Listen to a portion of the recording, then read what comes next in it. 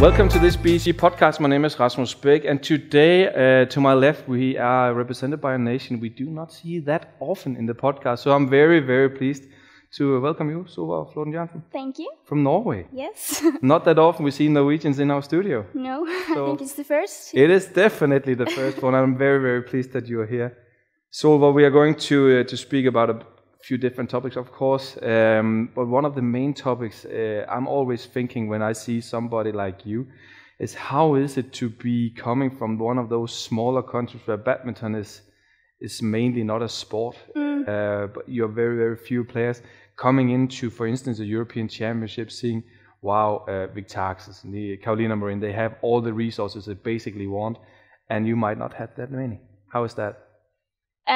It's always strange, I think. We know we are one of the weakest, of course, but it's also very nice for us to be able to play against these, like you mentioned, these best couples. It's a very good experience for us, and it's just, I think it's just nice to be a part of the European circuit, yes.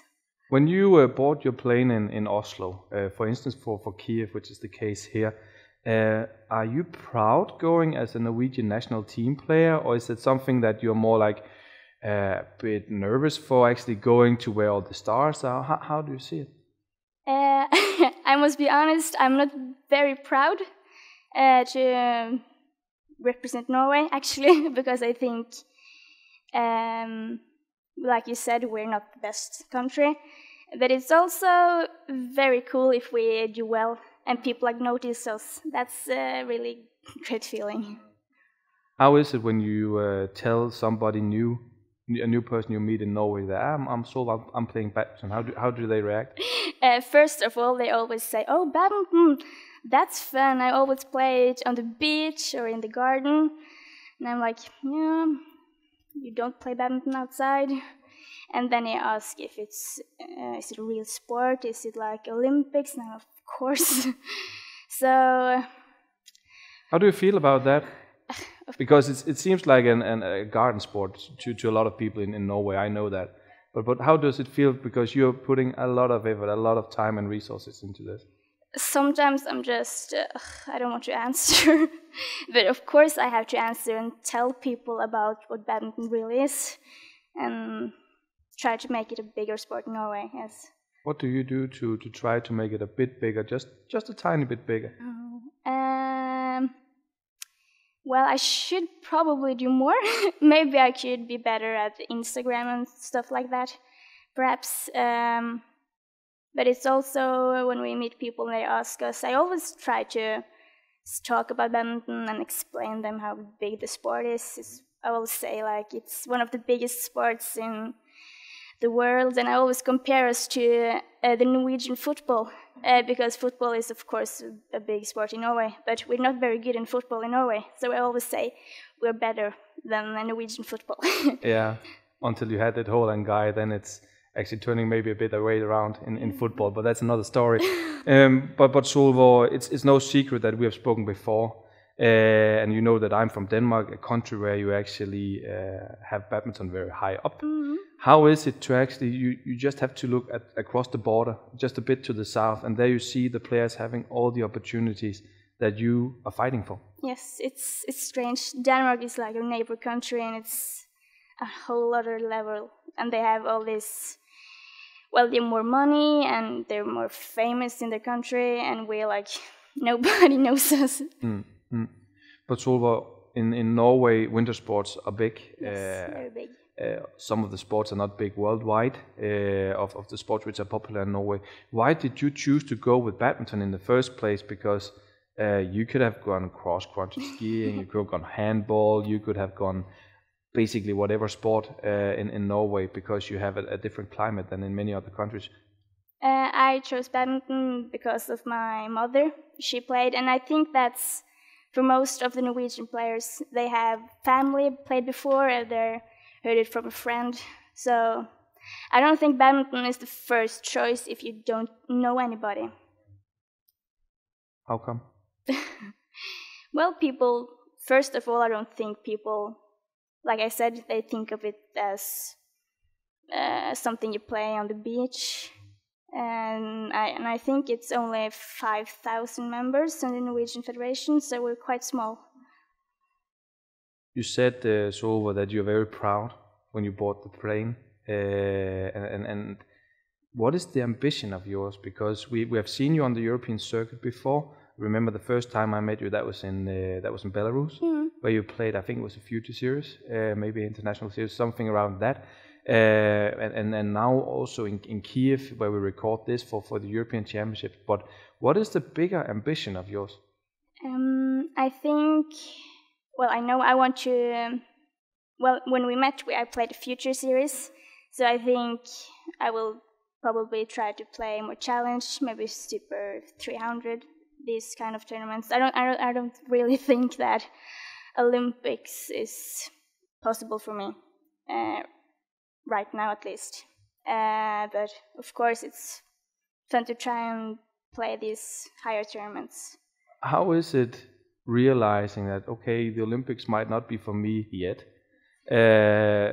in a period of time where you can see he is aiming for Olympic qualification, he's here because of Olympic points, but then you are, yeah, that's nice, good for you guys, but this is not for me. How's that? Well, of course Olympics is like, it would be really nice, of course. I think every athlete thinks that Olympics is the biggest goal. And of course I'm not thinking it's not possible for, I could play until I'm 30, who knows where I will be then, but right now I don't think like for Tokyo, no, I mean Paris. Paris 24? Yes, I don't really see that coming right now. But I've accepted it, and I think there's a lot more than the Olympics. Like I said, finals in a challenge, I think that's pretty good too. And being part of a European Championship, how's that?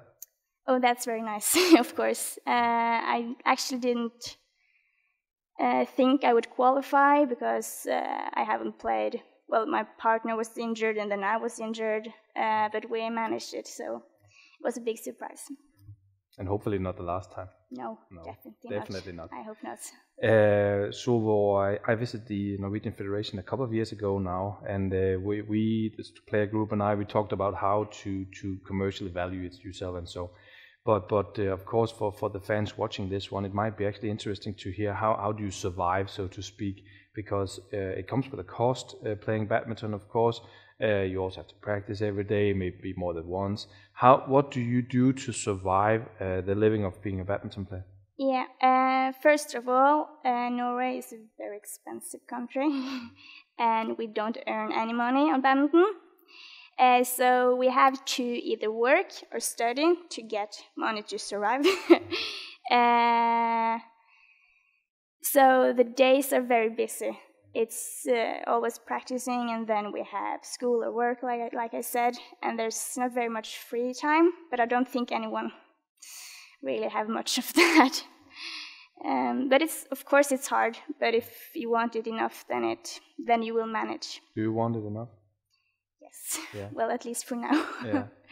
At what point do you think it's worth taking a strong consideration? Okay, for how long can I do this? That's a question I really haven't thought about so much. Which is a good thing, I guess. Yes, I think so too, because I never thought about quitting. And I think I know most European players, they have their top peak around 30. Is that right? Yeah, it's not totally wrong. So I think if I quit now, I'm giving up and I don't see how far I can go. But of course, well, now I'm finished with my bachelor's degree in psychology, and I hopefully will get into the master this autumn. So when I'm finished with the masters, then... Taking a look at it again. Yes. Yeah. But Solvår, I think that's admirable, first of all, to first take a bachelor and then considering a master at the same time as doing your sport on a professional level. That's quite admirable, I would say, because it's not for everyone. No. But can you try to enlighten us a bit when you, for instance, travel to a Future Series tournament in, let's say, Hungary?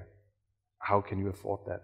Because yes, Norway is an expensive you need to have for your daily living, but how can you afford actually traveling around Europe to try to qualify, for instance, for the European Championship? Yeah, my mother and father, they give me the money I need, of course, but I am one of, well, there's some players on the national team who gets extra money from the federation, and I'm one of them, and I think without that it would be much harder. So, but not everyone on the national team on the senior don't get that money that I do. So they have to work more than me. So I'm lucky for what I get. I totally forgot. How old are you again? I'm 23. 23. I will be 24. Okay. How is it as a 23-year-old to ask mom and dad for money? Actually, honestly, it's okay, because they always say if you need money, you will get it, and they have some of my money on my dad's account. But it's not often, actually. But they, the apartment in Oslo, they pay for that, and that's a big help. That's a big help. Yes. Because when I was 23, I didn't ask my mom and dad for anything because I wanted to show I can do everything myself. How is it knowing that I can't? Yeah. What? How is it to know that you can't do everything by yourself? That you actually need some support? Because when you're 23, you want to try to be independent, right? I don't think it's that strange in Norway, at least, for athletes to get help. I've read this article that most of the Norwegian athletes are, well, underpaid, and they need help from parents and good sponsors to be able to do it. So I've never thought about it as a failure. No, that's a good thing. That's a good thing, because the way you see it might be the one why you can continue, right? Yeah. Badminton in Norway cannot be compared to a lot of other sports in Norway. Of course, we can always find something to compare to, but what is it that you think, from your perspective, that Norway and Norwegian badminton needs to do to take that next step? I'm not talking about being cross-country here or alpine skiing, because that's not realistic, to be honest, in Norway. But what are the next step Norwegian badminton needs to take, from your perspective? Ooh, that's a tough one. I think if we on the national team travel more, get more experience, get more results, I know for a fact that if we get better results, we will get more support from the NOC. Yes. And I think we can show our results and then maybe go and come on the news, sports news, and then perhaps someone will notice it and think, oh, badminton, that's cool. I think that is one way to look at it, of course. But it's not easy. No, a lot is relying on results. I think so. How does it feel then for you going to the European Championship and actually maybe not winning a match? Because there are not that many players who can actually deliver those results. And if we look at the Norwegian results at the European Championships, there are more losses than wins, right? Yeah. I always go into the match and think I can win, because if I don't see the point. But of course I'm realistic, and I know that probably I will lose. But I want to get as much points as possible. I want to play as long rallies, because that's a really good experience for us, because back at home we don't have those couples to compete against, which are much better than us. So, but I think I don't think many people can understand the feeling like, okay, I will lose this match, but I will take what I can. But that's admirable again, because we are in Kiev, as I said. You dine with the bigger stars half an hour ago. Yes. You will eat breakfast with them again tomorrow morning. Yes. But you're still here to compete. Yeah. But how is it to actually be part of that exclusive club? Because I think I actually said it to you once before, that there will always be a small girl home in Norway who wants to be in your position. Yeah. How is it actually to be that small girl who grew up to came into that position saying, yeah, today I'm sitting next to Carolina. Maybe I got my butt kicked yesterday on court, but I'm still here and I'm still representing my country. Yeah. I think it's an amazing feeling, and I must admit that when I see some of the best players, I'm like, ooh, there he is, and there she is. But I'm not trying to show it. Yeah. Well, that's a good thing, is it not? Because that shows you are in the right place for a true badminton fan. Yeah, I think so too. Yeah. Solvår, let's hope that you continue until you're 30. When we speak, when you are 30, what have you achieved? Ooh. I hope that I'm satisfied with my career, and I hope that I really improved my game and be able to compete, win matches at the European Championships, perhaps. I don't know more. But how do you measure satisfaction? That's a tough question. I don't know. I think I will have to tell you when we meet again. We'll meet again in 7 years, for sure. Hopefully also before. Solvår, Flåten, Jørgensen, thank you very much for coming and recording the podcast with us. Thank you for having me. Thank you very much. Go follow Solvår on social media. She has promised me that she will do better. Right, Solvår? Yeah, good. So go follow her on social media, and remember that you can always follow Badminton Europe also. And thanks for watching the BEC podcast.